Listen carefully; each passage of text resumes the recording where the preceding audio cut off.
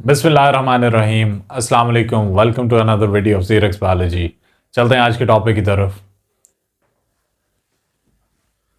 आज हम बात करने वाले हैं इंपॉर्टेंस ऑफ माइटोसिस पर, और सेकेंडली हम बात करेंगे कैंसर पर। लास्ट हमने जो लेक्चर रिकॉर्ड किया था उसमें हमने डिस्कशन की थी सेल साइकिल से रिलेटेड, और माइटोसिस पर आकर बात मुकम्मल हुई थी और हमने माइटोसिस के डिफरेंट स्टेजेस के बारे में जाना। अब हम जानना चाहते हैं कि माइटोसिस की क्या अहमियत है, और उस इम्पोर्टेंस से रिलेटेड मैंने यहाँ पे कुछ 6 पॉइंट मेंशन किए हैं जो कि माइटोसिस की अहमियत के बारे में हमें बेहतर तरीके से एक्सप्लेन कर सकते हैं। सबसे पहली चीज़ है जेनेटिक इन्फॉर्मेशन। तो अगर माइटोसिस की जनरल इन्फॉर्मेशन में जब मैंने बात की थी तो मैंने कहा था कि ये एक ऐसी टाइप ऑफ सेल डिवीजन है जिसके अंदर जो डॉटर सेल प्रोड्यूस हो रहे हैं they are identical with respect to their genetic information, यानी वो टोटली जो है आइडेंटिकल होते हैं with respect to their parent cell. तो वो क्यों होते हैं? Because of the number of chromosome remain constant in next generation, यानी नंबर ऑफ क्रोमोसोम चेंज नहीं होता।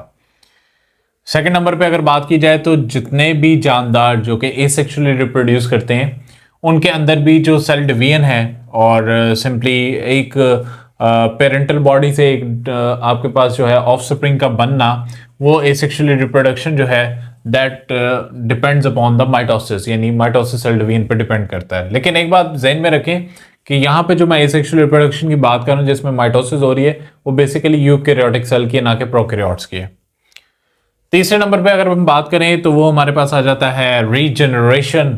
अगर रीजनरेशन की डेफिनेशन की तरफ आए तो that is the ability to recover regain the injured और lost part of the body, यानी ये किसी भी जिस्म के हिस्से का कोई भी जिसे हम कहेंगे कि जहाँ पे कोई इंजरी हुई हो या कोई पार्ट लॉस हो गया हो तो उसका रिकवर और रीगेन करने का मतलब जो है हमारे पास वो रीजनरेशन है।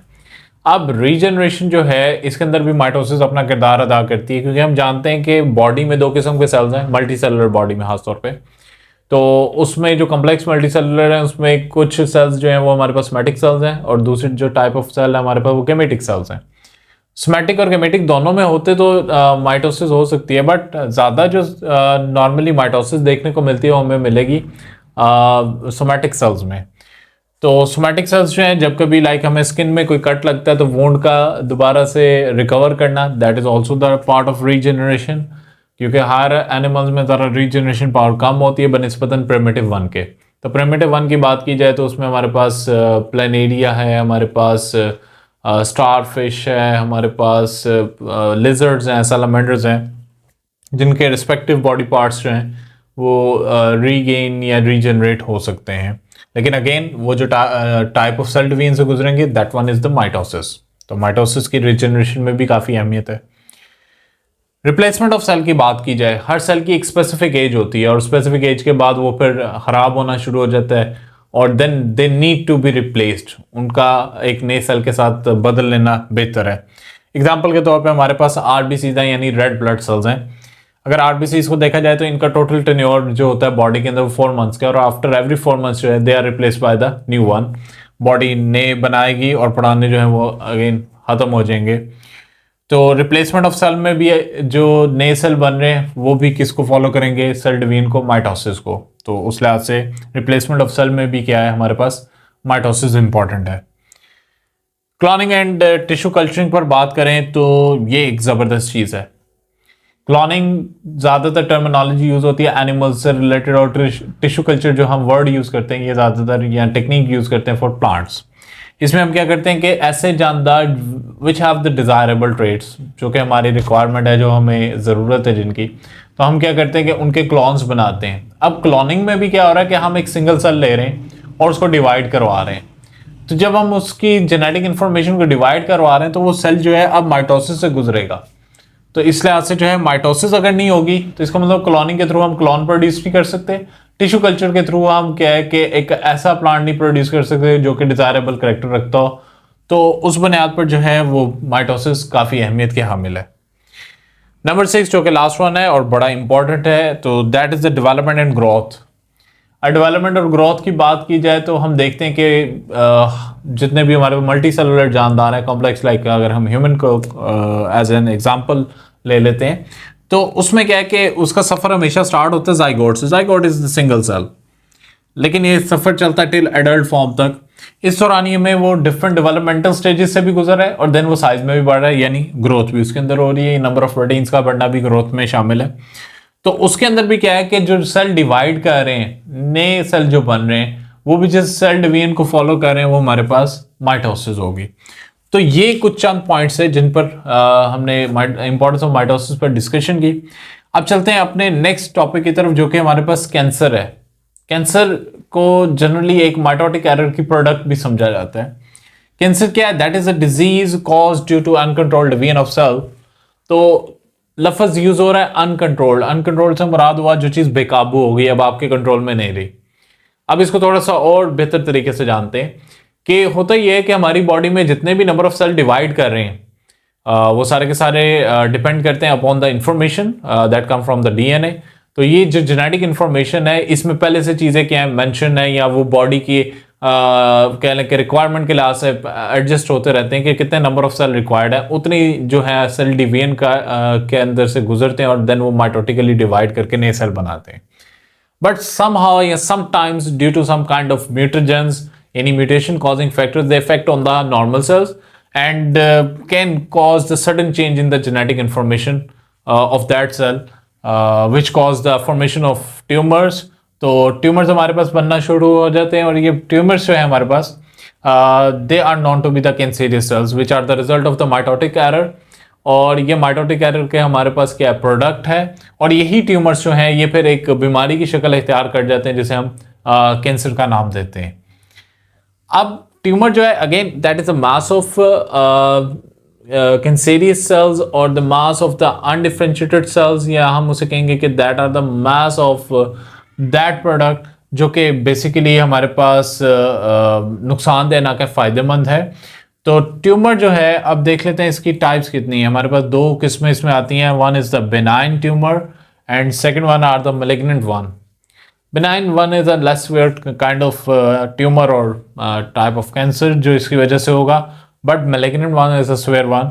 और इनकी सीवियरिटी किस चीज़ पर डिपेंडेंट करती है, तो वो इनका लोकलाइज या डी लोकलाइज होना है। तो एक हमारे पास लोकलाइज्ड है बेनाइन और डी लोकलाइज्ड है मैलिग्नेंट उसके कंपैरेटिव।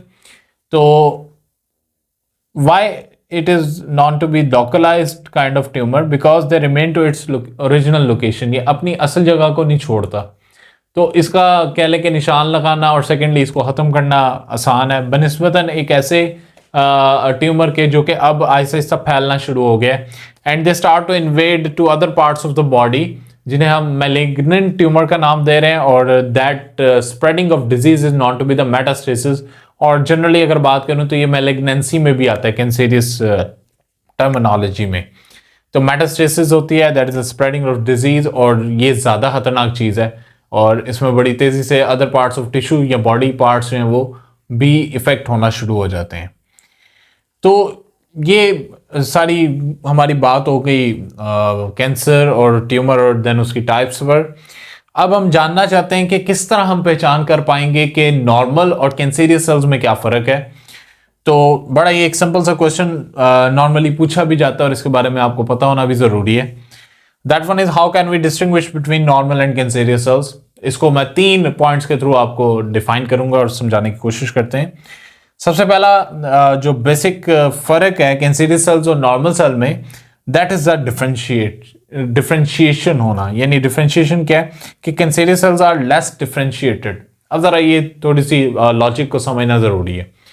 अब जो हमारे पास डिफरेंशिएटेड सेल्स होते हैं, इसका मतलब वो अपनी स्पेसिफिक शक्ल इख्तियार कर चुके हैं और वो अपने फंक्शन और जो भी उनके जिम्मे काम लगाया गया वो करेंगे। तो वो हमारे पास डिफरेंशिएटेड फॉर्म ऑफ सेल है। लेकिन पहले के डिफरेंशिएटेड सेल्स भी अनडिफरेंशिएटेड होते हैं, जो कि बाय द टाइम जो है मैच्योर होने के साथ साथ डिफरेंशिएटेड होते हैं। बट कैंसरियस सेल्स में इशू क्या आ रहा है कि ये हमेशा कंप्लीट डिफरेंशिएटेड नहीं हो पाते, स्लाइटली डिफरेंशिएटेड रहते हैं, या हम उसे कहेंगे कि अनडिफरेंशिएटेड शक्ल या लेस डिफरेंशिएटेड शक्ल में रहेंगे। तो ये उल्टा हमें फायदा पहुंचाने के बजाय क्या है, नुकसानदेह है। मैंने आपको जैसा कि स्टार्ट में बताया कि नंबर ऑफ सेल डिवीजन जो है that depends upon the genetic information. अगर उसमें किसी किस्म का चेंज है तो अब सेल तेजी से डिवाइड कर रहा है, तो अभी हमारे कंट्रोल में नहीं रहा और ये अब इतनी नंबर ऑफ कॉपीज तैयार कर रहा है जो कि अब पहली बात ज़रूरत की नहीं है, सेकेंडली वो डिफरेंशिएटेड नहीं है, थर्डली उनकी तादाद इतनी ज़्यादा है कि वो भी अब भूखे हैं। जब डिवाइड कर रहा सेल तो उसको ज़्यादा खुराक की ज़रूरत है, तो वो आपके नॉर्मल सेल्स की भी खुराक को इस्तेमाल करेगा और देन उसकी वजह से क्या है कि नॉर्मल सेल्स इफेक्ट भी होंगे और उनकी डेथ भी होगी और एक ये फैटल शक्ल इख्तियार कर सकती हैं चीज़ें। सेकेंड जो चीज़ है जो कि कैंसरी सेल्स को नॉर्मल सेल से जुदा करती हैं, that is the rapidly growing cells. अब जैसा कि मैंने आपको बताया कि माइटोटिक एरर की बुनियाद पर एक uncontrolled division of cell start हो चुकी है और सेल तेजी से डिवाइड कर रहे हैं। तो कैंसरी सेल्स की पहचान यही है कि तेजी से डिवाइड कर रहे होंगे बिला वजह ही, एक ऐसी पोजीशन पे जहां पे अभी सेल्स की जरूरत भी नहीं है but they are keep on dividing. तो उस लिहाज से सेकंड पॉइंट जो कि फर्क बयान करता है between the normal and the cancerous cells, that one is the rapidly growing cells. Number 3 पर बात करें तो हमारे पास रेशियो आ जाती है, high nucleus to cytoplasm ratio. अगर हम नॉर्मल सेल से कंपैरेटिव बात करें तो हमारे पास क्या है कि जो कैंसरियस सेल्स हैं उनके अंदर बाकायदा तौर पे देखा गया है कि न्यूक्लियस की रेशियो साइटोप्लाज्म से ज़्यादा है। रीज़न क्या है?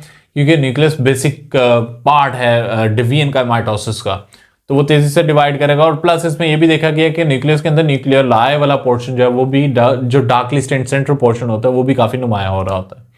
तो उस बिहाफ पे हमारे पास क्या है कि न्यूक्लियस टू साइटोप्लाज्मिक रेशियो जो है वो कैंसरी सेल्स की ज़्यादा होती है बनिस्बतन नॉर्मल सेल्स के। तो ये सारी आज की हमारी गुफ्तगू थी जिसमें हमने बात की इंपॉर्टेंस ऑफ माइटोसिस पर और देन हमने फिर कैंसर से रिलेटेड जितनी भी डिटेल डिस्कशन थी उसके बारे में जाना। होती है मुलाकात इंशाल्लाह आप लोगों से नेक्स्ट वीडियो में, तब तक के लिए अल्लाह हाफिज़।